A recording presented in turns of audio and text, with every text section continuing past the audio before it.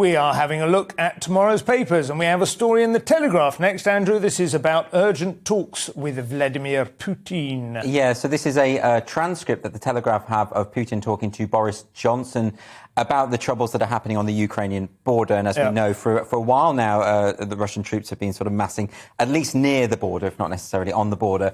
And Putin is basically saying that he needs urgent talks with Johnson. And it's really important to remember what it is that the Russian government is concerned about here. They're concerned about the Ukraine joining NATO. They see this very much as a potential NATO land grab.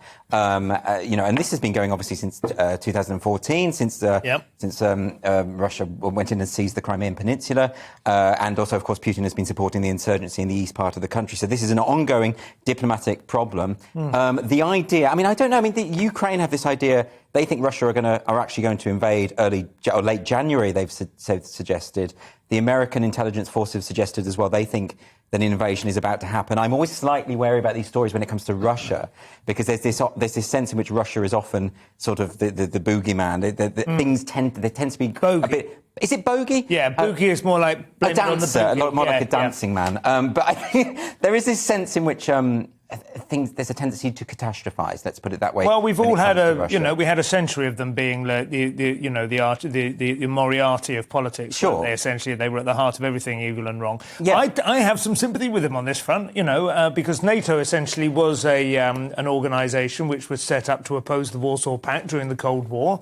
The Cold War is over. We're all supposed to be getting along together, and there is something a little bit. Yeah, but we're not getting along well, and Putin's meddled in Western politics so much. Even Brexit could be said to be precipitated by his. He supported Assad in Syria, so sent millions of Syrian refugees into Europe, and of course, they came across to Britain just at the right time for precipitating Brexit. Because Brexit was quite a marginal vote, remember? Yeah, but I'm not sure that you can say Assad's that Putin's support of Assad was responsible for the Syrian refugee crisis. Yes, you can. I think I would say that was Obama's mishandling of the not at all. Assad was being far more brutal and far more just wanton destruction of his own people, and using Russian troops and Russian weapons. Do you buy into sort of this idea that Russian interference, Russian collusion in the Brexit vote, in the Trump vote? Do you buy into that as well? Because I just think a lot of this is a bogeyman, something that is sort of exaggerated. Well, you can see it right now with what's happening on the border with Belarus. So they've literally sort of put adverts in Iraq saying, come to Belarus, we'll guarantee you safe passage to Germany and Britain. I don't deny that they do this kind of thing, that they do have these sort of social media farms where they send out information. I don't think it makes that much of a difference, actually. That's the point. Well, the Belarus thing did, but I don't know how much Putin put that idea in Litvinenko, isn't it? Is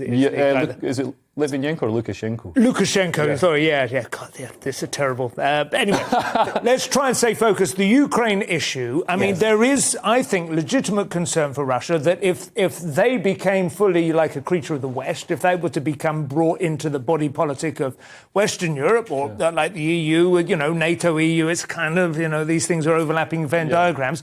Suddenly they've got a much more serious proximity and missiles can start appearing a lot closer to Moscow. Well, I think the way the Telegraph puts it in this article, they talk about whether this is the Russia merely testing Western determination. It feels like a gesture. It feels like there's something... Because, look, is it really in the interests of Russia to invade Ukraine? They're trying to get this pipeline from Russia to Germany under the Baltic Sea. Absolutely. It's really not in their economic interest to do this. Their only economic interests are basically selling energy to Europe, aren't they? That is essentially where they make all their... And we've seen the G7 sort of saying there's going to be huge economic consequences if this happens. I think just logistically, I don't think it's feasible that I think this is more gesture politics. But I've got to say, the image of them testing Western resolve just brings to mind my testing the plasterwork under some wood chip wallpaper. You can just immediately imagine how strong it's going to be. Not very strong, I don't think. I think it's a really dangerous... Putin's very weak at the moment, so he's lost a huge amount of popularity at home because people aren't watching traditional media anymore. They're watching GBNews. Well, they're watching social media, so they're watching Navalny's exposés. Navalny obviously is, he's the sort of opposition leader in Russia. Not that they're allowed one. But he's languishing in a gulag at the moment. And, I think that's really going to fester for Putin. Yeah, but it's also why an invasion of Ukraine is probably not a great idea. It could ruin his... Yeah. I mean, the one good thing about it is if Russia does invade and take over all these countries that used to be part of the Soviet Union, at least there'll be fewer countries coming up. You have to choose your country. There's like a million because there's all these different, like Yugoslavia is now about 12 different countries. Difficult to remember, isn't it? Yeah. Damn this geopolitics. There was something. I mean, we all felt that a little bit after the Balkans wars flared up. You kind of thought there was something to be said for Yugoslavia as a single entity. It's like going to Scotland and being Dumfries, you're your own country. Come on, you're not a country. And it's in the whole same area the game of risk quite difficult, doesn't it? And also there was opportunity there. You get a guy like Stalin. He was a Georgian, right? He wasn't a Russian, he was from Georgia, but he he could be the head of the whole thing because you could have some ambition. Even coming from Georgia, it wasn't closed off. I think all you needed was incompetence and ruthlessness. Yeah, just like anyone who could be born in Hawaii, could become the president of the United States, in theory. We've yet to see it happen. Leo, you have also got a follow-up story to this, I think, which is about Putin's... He's been sharing a slightly heartbreaking story of his own economic embarrassment in an earlier, sadder... Yeah, so there's this documentary put out on Russian state television, which is the only type of television you're allowed in Russia.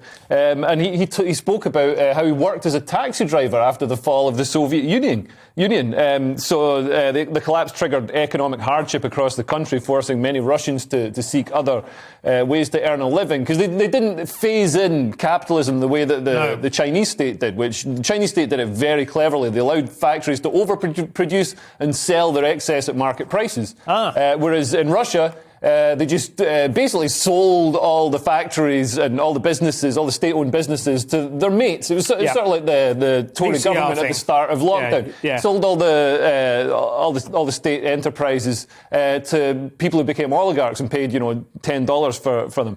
So it didn't. Russia never really moved to capitalism. It moved from communism to kleptocracy.